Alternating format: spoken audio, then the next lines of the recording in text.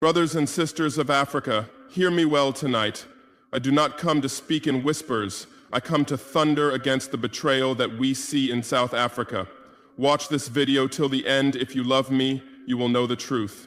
The man who sits in the highest office while his people drown in despair, Cyril Ramaphosa. Yes, I will call his name. I will not fear it, because silence in the face of treachery is complicity. And I, Ibrahim Traoré, will never be complicit in the destruction of Africa by her own sons, who chose to serve foreign masters instead of their people. Ramaphosa has become a living symbol of what happens when a liberation movement loses its soul, when the promises of freedom are exchanged for contracts with foreign companies, when the spirit of Mandela, Biko, and Chris Hani is sold for silver coins. The ANC, once a beacon of African struggle, now crawls on its knees like a beggar, and Ramaphosa is the face of this shame. Look at South Africa today. Do you see prosperity? Do you see liberation? No. You see the collapse of power, of jobs, of dignity. The youth, black youth, the very children for whom blood was spilled in Soweto, wander the streets unemployed, forgotten, disrespected. Meanwhile, Ramaphosa smiles in front of cameras in Europe, shaking hands with men who continue to exploit Africa's minerals, its land, its people. Is this the freedom South Africa fought for? Is this the destiny of the great ANC? No, it is betrayal at the highest level. Ramaphosa, you sit in office as if you are a chief executive of a Western company, not a leader of a proud African nation. You have reduced the ANC into a corporation of corruption, a market where power is bought and sold. Eskom collapses, the lights go out, and South Africans live in darkness while you enrich yourself. Millions are without work, without hope, yet you boast of billions made in your private ventures. How do you sleep at night knowing your people are hungry? How do you wear that smile knowing mothers bury their sons because of crime, because of poverty, because of unemployment? Do not tell me about reconciliation when justice has never come. Do not speak of progress when townships rot. Do not speak of democracy when corruption strangles your institutions. You are a businessman first, Ramaphosa, and that is your curse. You treat South Africa as your farm, the ANC as your company, and the people as cheap labor. You forgot the struggle. You forgot that freedom is not for sale. I say this with fire in my chest. The ANC under Ramaphosa is dead. It is a walking corpse. Once it was a sword against apartheid, now it is a spoon feeding foreign interests. Once it was the voice of the oppressed, now it is the language of the oppressor. South Africa deserved a revolution of minds and of economy, but Ramaphosa gave them trickery, speeches, and empty promises. He stands not as a liberator, but as a gatekeeper for imperialists. You tell the world that you are building a rainbow nation. But what rainbow is this where black South Africans still suffer in the mines like slaves, where their land remains stolen, where their dignity is trampled? What rainbow is this where the white minority still holds the keys to the economy, while the black majority remains chained to poverty? Do you not see, Ramaphosa, that you are nothing but the smiling mask covering the ugly face of neocolonialism? South Africa should have been the economic engine of Africa. It should have stood tall and lifted the continent with its wealth. But under you, Ramaphosa, it crumbles, it sinks. Foreigners take your gold, your diamonds, your platinum, your land, while you beg them for investment. Do you not see the shame? Instead of building Africa's pride, you bow to the West, you beg for loans, you kneel for approval. And to the youth of South Africa, I say, do not be fooled by this man's speeches. He is not your father, he is your betrayer. Rise, question, reject this leadership that sees you as expendable. Ramaphosa fears the fire of young Africans who refuse to accept crumbs.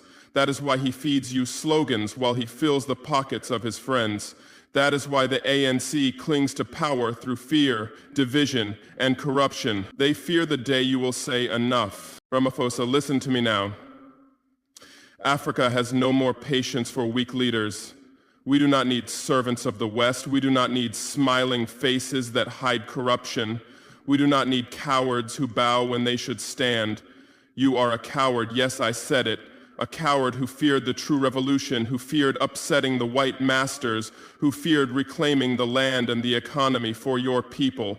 Instead, you chose comfort, you chose compromise, you chose betrayal. When the history of Africa is written, you will not stand among the giants. You will not be remembered as a liberator. You will be remembered as a man who inherited the struggle and squandered it. A man who carried the torch of freedom only to extinguish it for profit. A man who chose to serve capital instead of justice. Do you not feel the shame, Ramaphosa, when you walk in the footsteps of Mandela but drag the chains of corruption behind you? Do you not hear the voices of the martyrs crying out against your betrayal? Chris Hani, who died for the people, would he recognize this ANC of yours?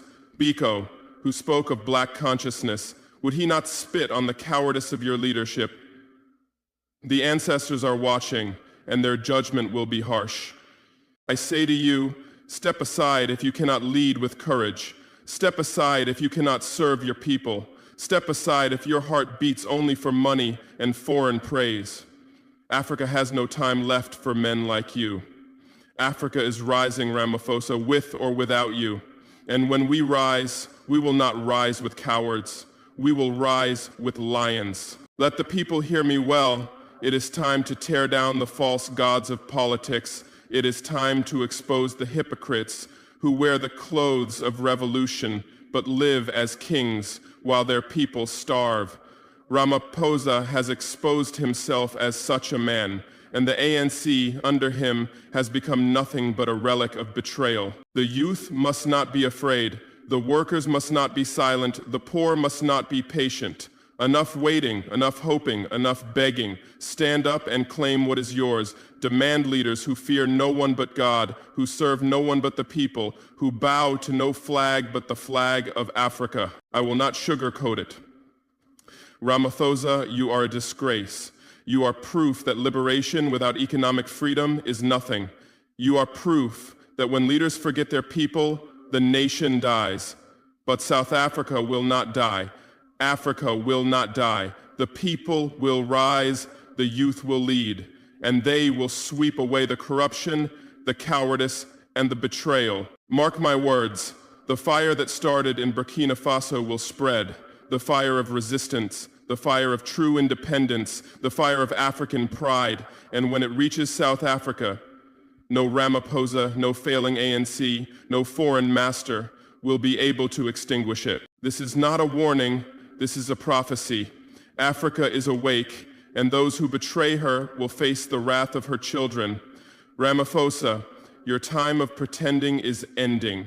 Your mask is falling, and when it does, the whole world will see the coward you truly are. Africa is done with cowards. Africa demands lions. Africa demands leaders who will die before they betray. Brothers and sisters, let me begin by telling you this truth. Betrayal does not come from your enemy. Betrayal comes from the one who stands beside you, the one who carries your hopes, the one who promises to fight for you, but then sells you in the marketplace of the oppressor. And that, my people, is exactly what Cyril Ramaphosa has done. He inherited the torch of the liberation struggle, but instead of carrying it forward to the finish line of freedom, he used it to light the cigars of foreign corporations. He betrayed the struggle, he betrayed his people, and he betrayed Africa. What was the liberation struggle in South Africa? It was not simply about ending apartheid in law. No, it was about breaking the chains of economic slavery. It was about restoring land to its rightful owners, giving the black child dignity, ensuring that those who suffered under apartheid would rise and live free, not just politically, but economically. Freedom was not meant to be a flag in the sky and hunger in the stomach. Freedom was not meant to be a national anthem sung in darkness because Eskom has collapsed. Freedom was supposed to be the reclaiming of power, wealth, and dignity. But Ramaphosa chose another path. He chose the path of cowardice, the path of comfort, the path of selling his people's inheritance to foreign masters. Do you know why? Because he was never a revolutionary at heart. He was always a businessman. And what does a businessman see? Profit, not justice. Contracts, not liberation. Shareholders, not citizens. The ANC under him became less a liberation movement and more a corporation serving foreign shareholders. Look at the mines, look at the gold, the platinum, the diamonds. Who controls them today? Is it the black South African people who bled and died in Marikana, who sacrificed in Soweto, who buried their children during apartheid? No, it is still the foreign companies, the same structures of exploitation dressed in modern suits. And Ramaphosa, instead of taking back control, stands at their service. He protects their interests. He ensures their profits. He tells them, do not fear, I am your man. This is betrayal. Do you remember Marikana? Do you remember the massacre where workers demanding fair wages were gunned down like animals? Where was Ramaphosa then?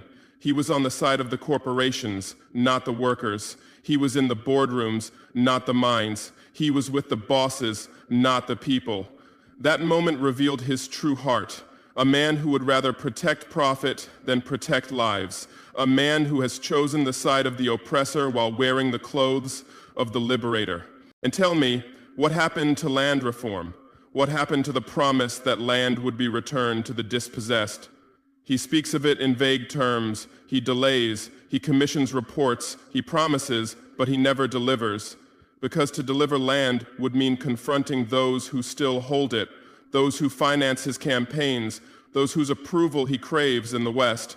Ramaphosa will not confront them. He bows to them. He negotiates with them. He begs them. He serves them. This is not leadership. This is servitude. And what of the ANC itself? The ANC that once carried the dreams of Africa's oppressed is now nothing but a mask. It wears the clothes of revolution, but its heart is owned by corporations. It sings the songs of freedom while signing contracts of betrayal. And at the head of this hypocrisy sits Ramaphosa, the smiling betrayer.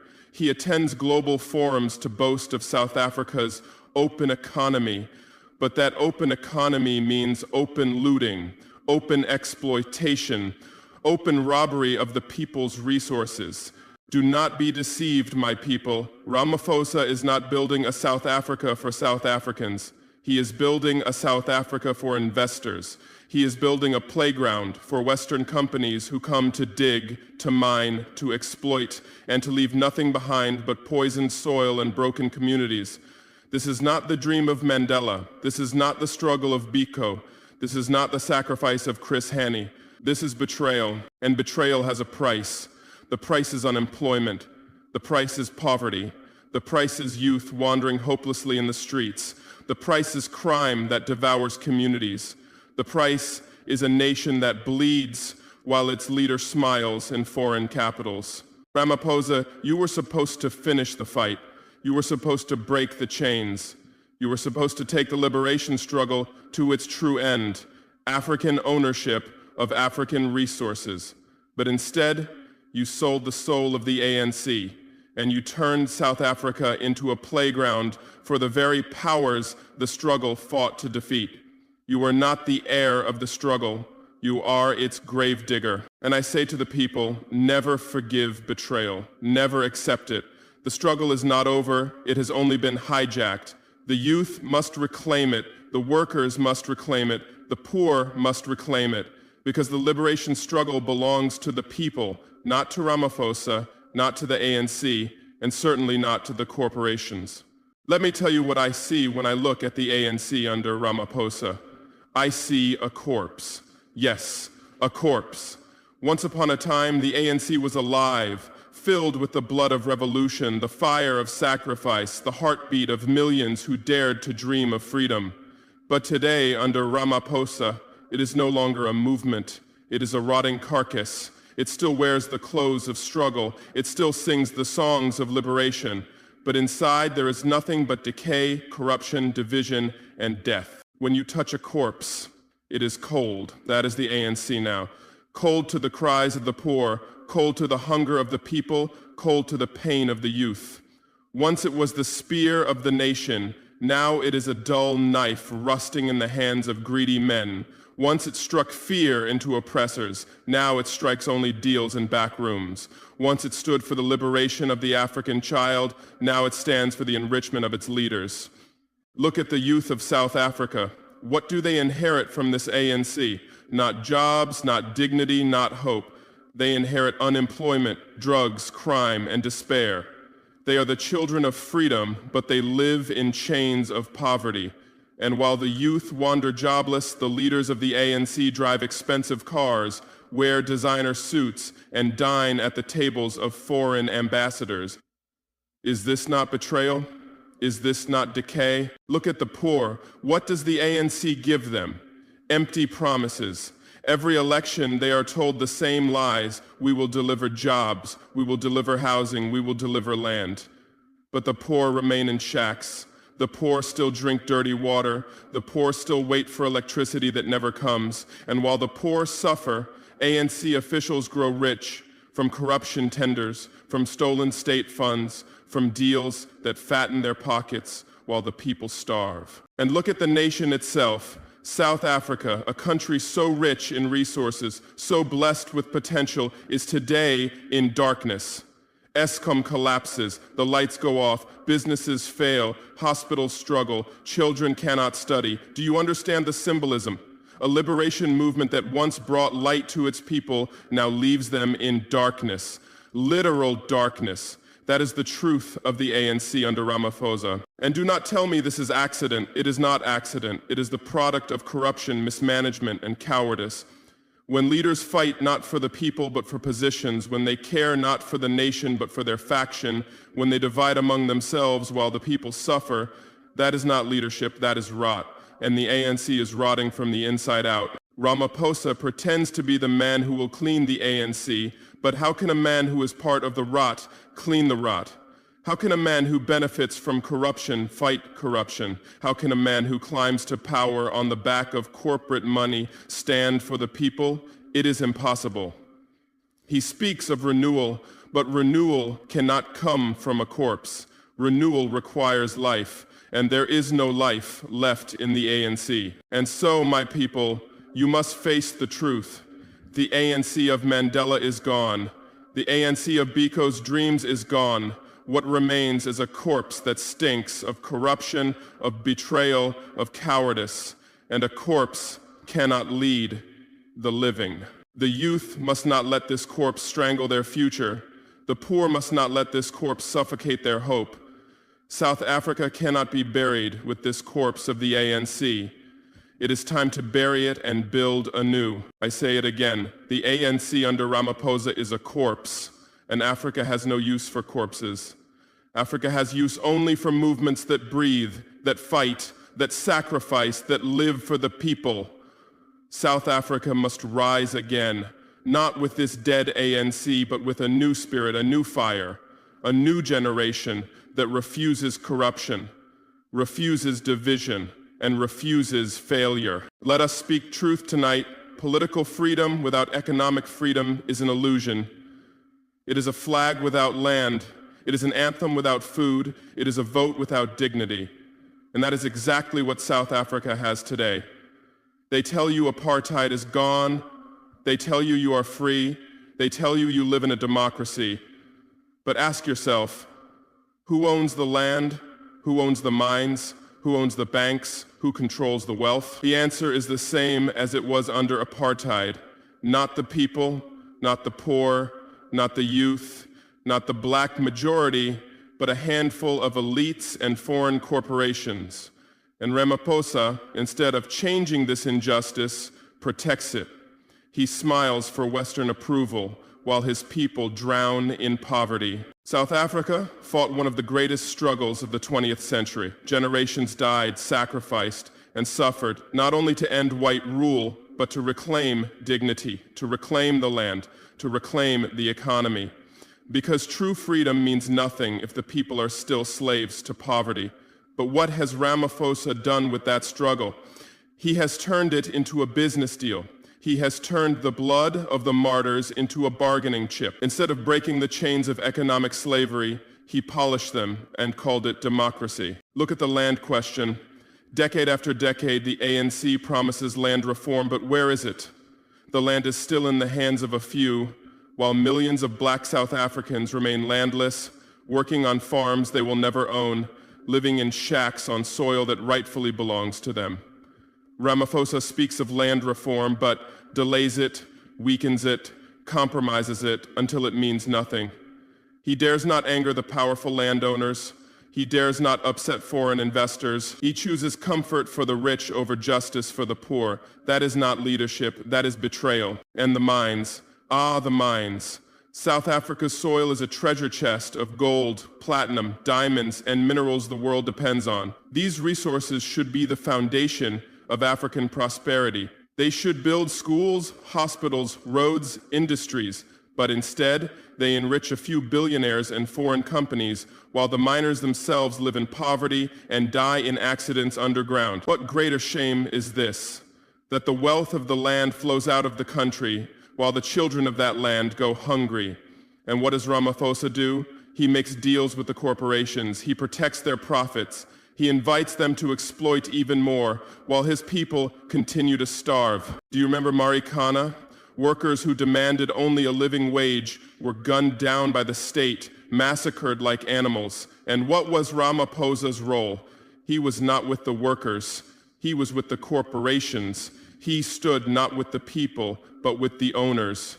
That is the essence of Ramaphosa, a servant of capital, not a servant of the people. Economic freedom is not a luxury. It is the very essence of liberation. Without land, without wealth, without control over resources, political freedom is a mask, a lie, a shadow. And South Africa lives in that lie today. Ramaphosa is the guardian of that lie. He walks on stages in Europe and America, clapping hands with those who plunder Africa, and they applaud him because he keeps the system safe for them. He protects their access to your land, your mines, your wealth. That is why they love him. That is why they call him a statesman. But the people, the poor, the youth, what do they call him? They call him a betrayer. Tell me, what good is the right to vote if you still live in a shack? What good is a flag if your children go to bed hungry? What good is an anthem if you have no land to stand upon as your own? That is the question South Africa must answer. Because without economic freedom, there is no freedom. Without ownership of land, mines, and wealth, independence is an empty word. Ramaphosa has abandoned his people to poverty while smiling for cameras abroad. He has chosen Western approval over African dignity. He has chosen foreign investors over his own citizens. He has chosen betrayal over liberation, and history will remember him for it.